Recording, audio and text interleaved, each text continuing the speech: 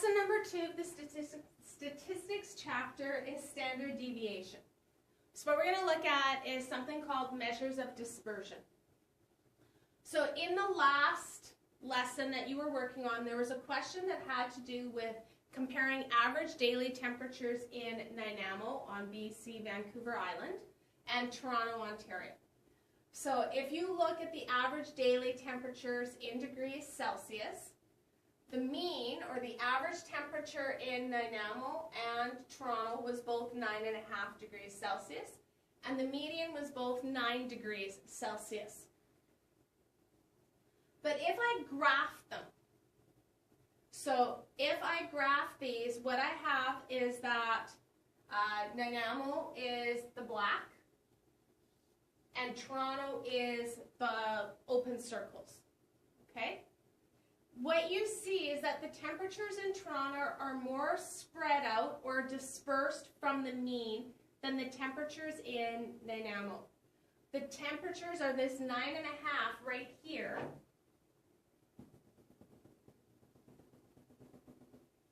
This is where my mean is.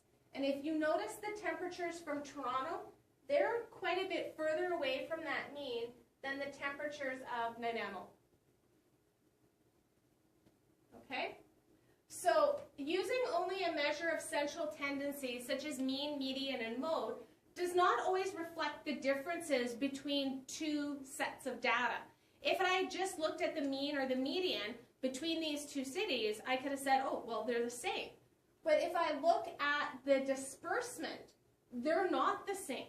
The temperatures in Toronto, I have fluctuations.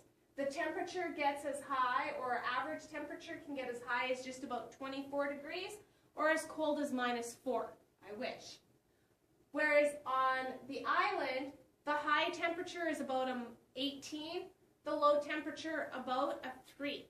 So if I was now doing a comparison about climate-wise between the two cities, I can use this dispersion to tell you that the temperature out on the island is much more consistent about the mean than in Toronto. So this measure of dispersion gives us a clearer understanding of the similarities and the differences between my two data sets. In previous data courses, or in previous courses, we have looked at one measurement of dispersion, and that's the range. The range is the difference between the highest and the lowest temperatures. So if I look at Nanaimo, the lowest temperature from that chart was 3 degrees. The highest temperature on that chart was 18. So the difference would give me a range of 15 degrees Celsius.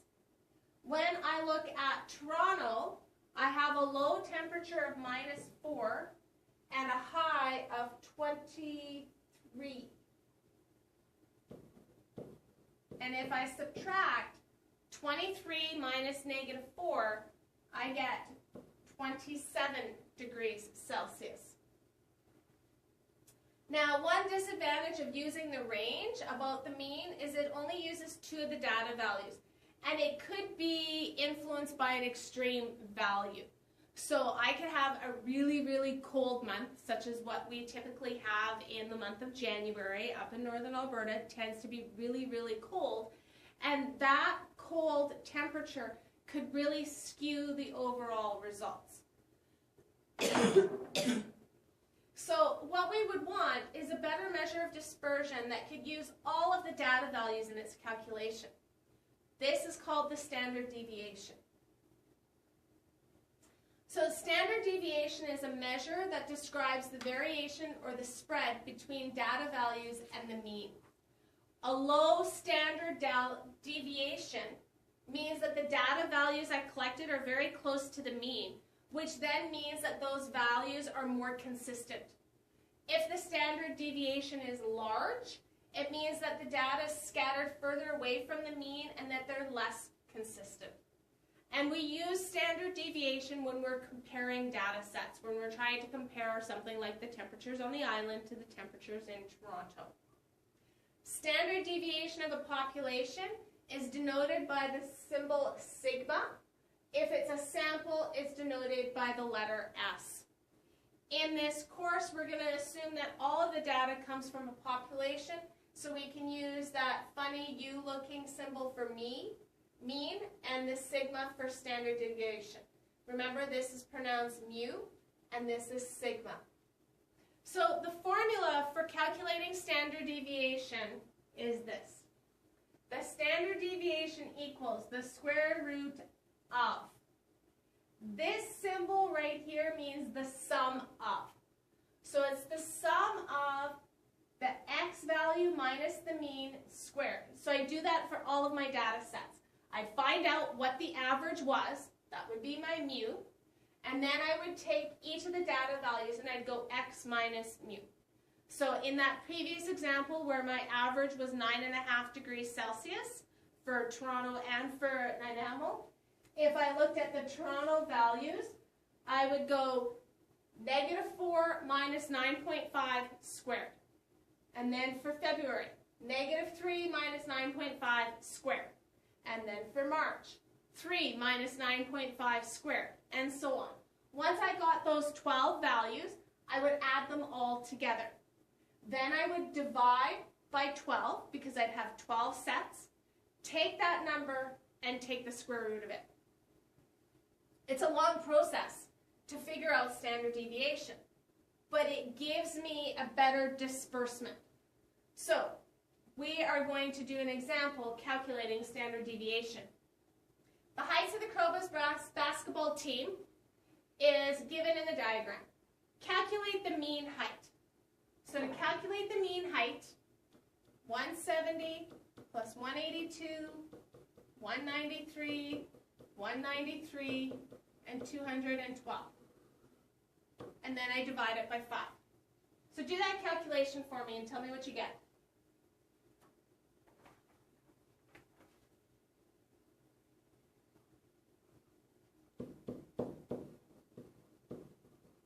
You should get 190 centimeters. That's my mu. So now we're going to calculate the standard deviation. To do that, we're going to actually use a chart. And we're going to work on this together. So we've got the deviation from the mean. Deviation from the mean would be x minus mu. So 170 minus 190 would be -20. So what I want you to do is I want you to press pause, and I want you to fill in this chart. So 182 minus 190, 193 minus 190, 193 minus 190, etc. So press pause, and then when you're ready, you continue playing. So if I do these subtractions, I get -12, +3, +3, and then I get 22. If I added these numbers up together, I would actually get 0 when I add them up together. Now if I look at this chart and I square them, -20 squared, 400. Again, press pause, go on and complete the rest of the chart, squaring each value.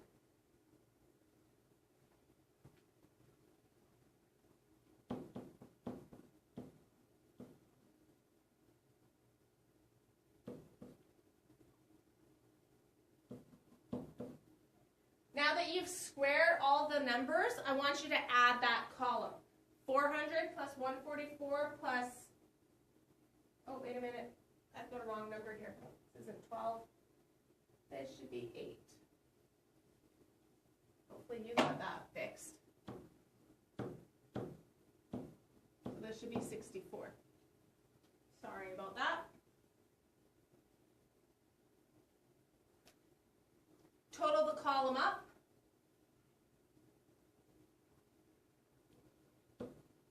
And I get 966. So remember, our standard deviation formula was the square root of the sum of x x minus mu squared divided by n. Well, this is my sum.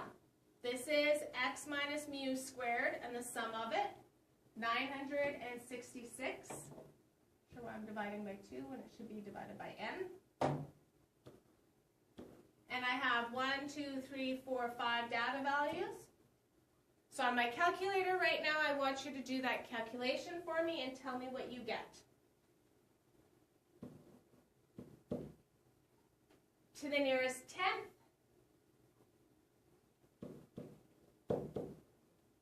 you get 13.9. That becomes my standard deviation. This is the last time you will be calculating standard deviation manually.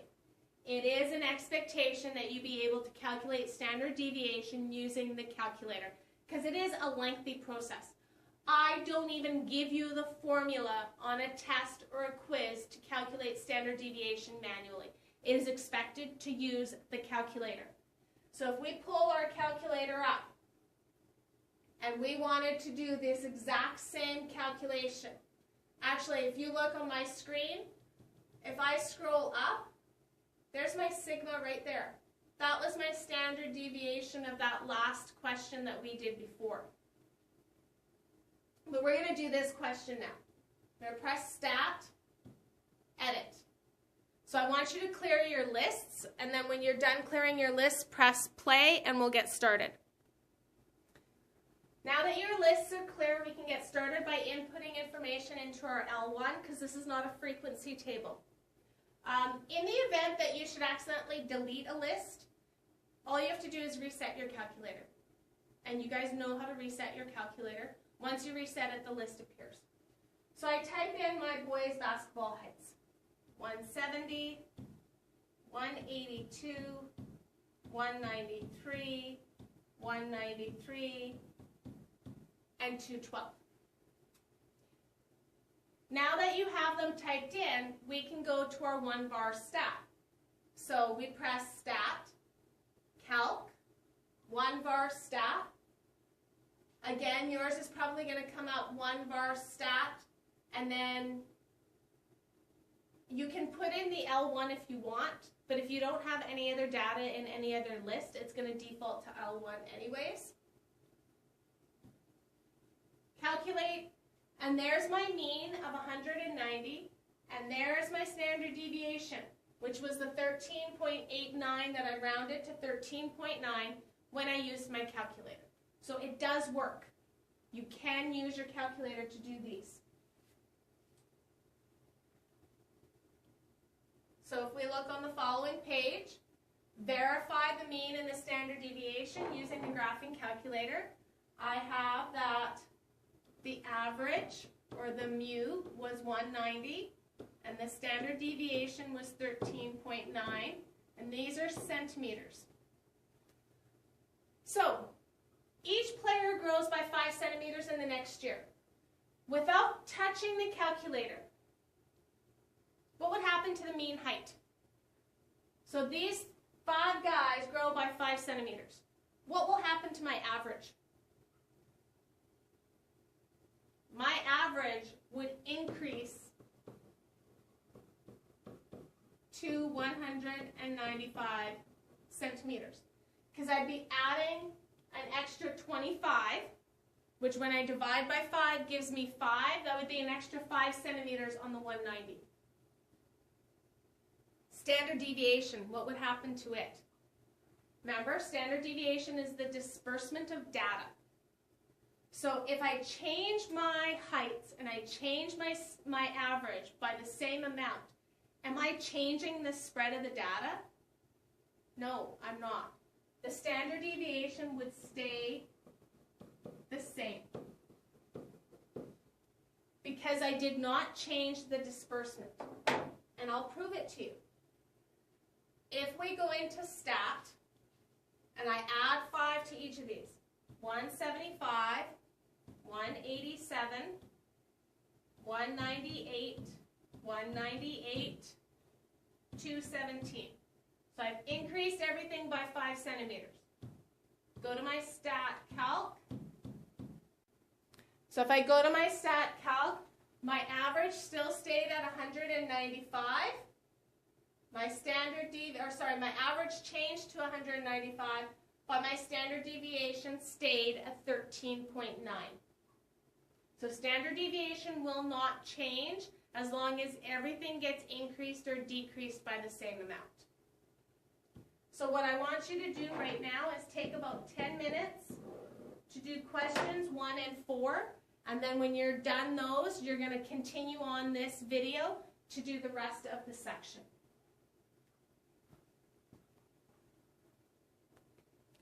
This next section looks at doing mean and standard deviation from a frequency table.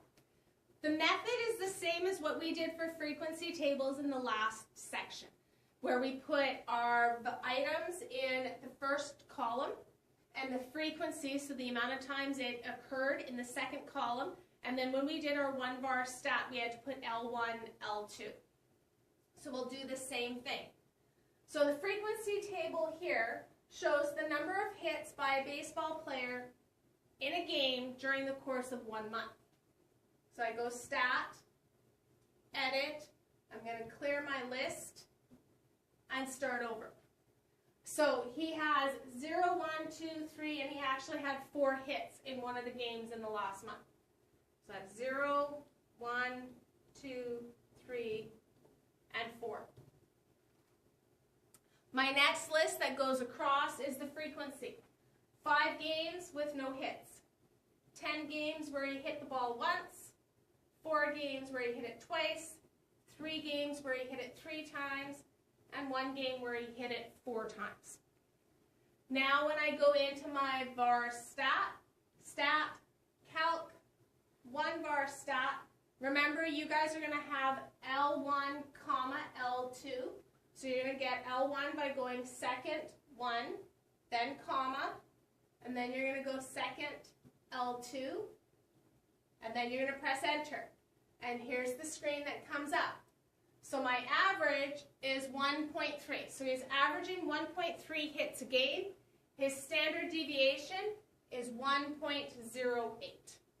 So if we're calculating this to the nearest tenth, average, we said was 1.3 hits per game.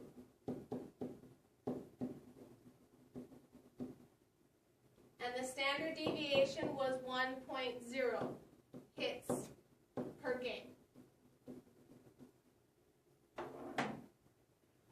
Or is it 1.1? Let me look at that calculation again. Oh, 1.1.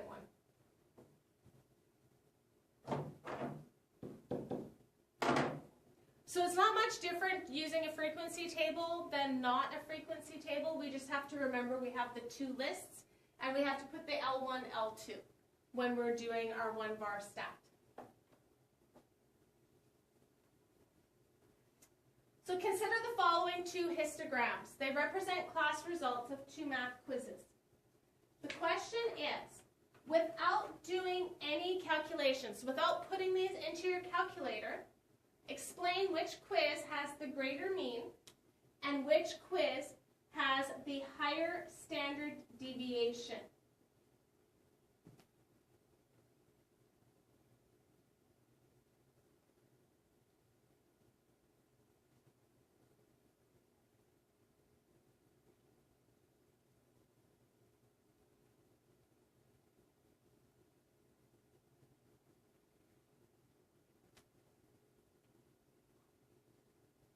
So make your predictions, and then we're actually going to do the calculations, and then we'll go back to your predictions. So we're going to look at the quadratics. We go into our stat. This is a frequency table. So I'm going to clear my lists. My mark, I have 1, 2, 3, 4, 5.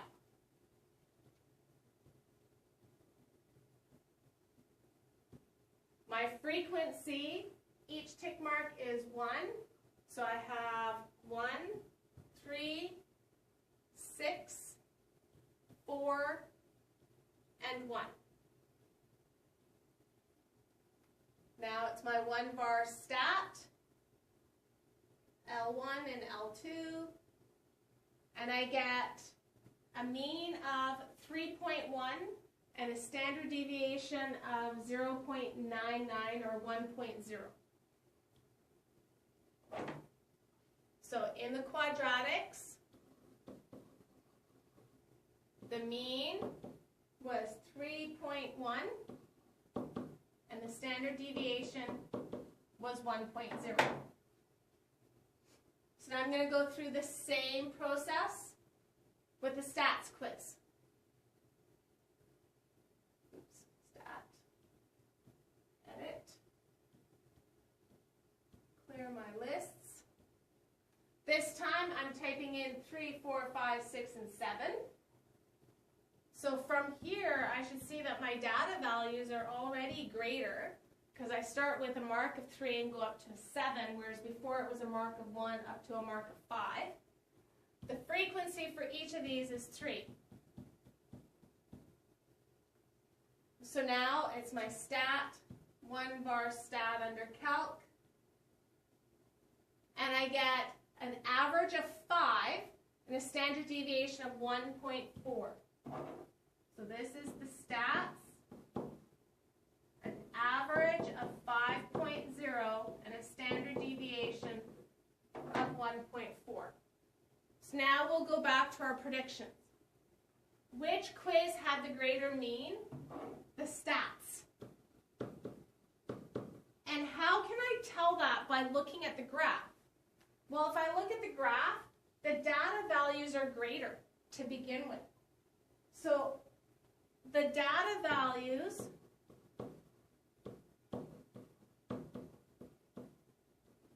are greater.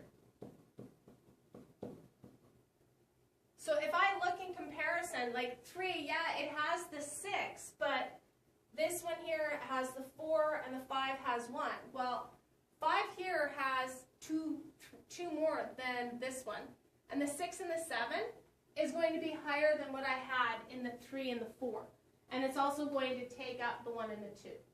So the stats data values are greater, which means that the mean is going to be greater. Why does statistics have a greater standard deviation?